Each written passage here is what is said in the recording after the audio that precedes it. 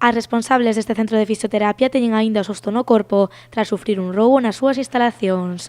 Todo aconteceu o pasado xoves arredor das 9 da noite, momento no que un home, aproveitando un intercambio de clases, entrou no establecemento e tratou de roubar unha mochila. Cando me acerquei á entrada para, estar aquí e esperar a que saíran as clientas, pois foi cando me topei con el, que estaba aquí no mostrador do establecemento, pois removendo entre as cousas e vin que se levaba a mochila coa tablet, que é o ordenador que utilizamos aquí e todo.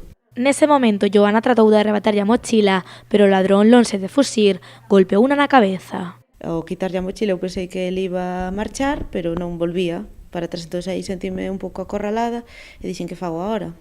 Foi cando empecé a gritar axuda e foi cando el, ao escoitar que viña a xente para aquí, pois xa decidiu marchar, claro.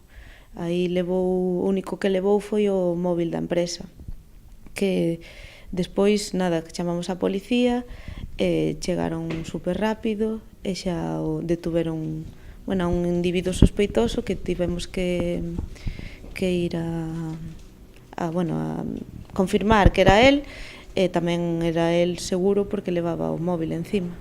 Un suceso que, sen dúbida, terá consecuencias no día a día das traballadoras do centro.